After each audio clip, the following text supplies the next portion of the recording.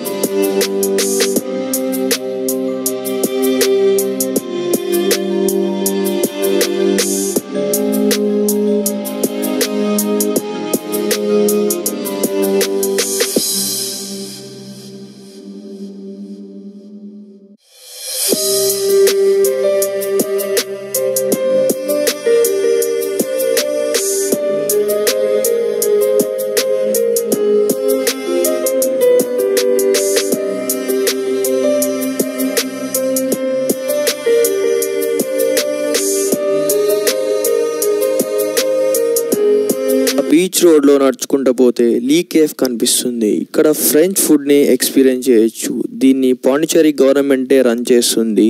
Lightings తో beach road లో ఉన్న ఫ్రెంచ్ స్టైల్ బిల్డింగ్స్ చాలా బ్యూటిఫుల్ గా ఉన్నాయి.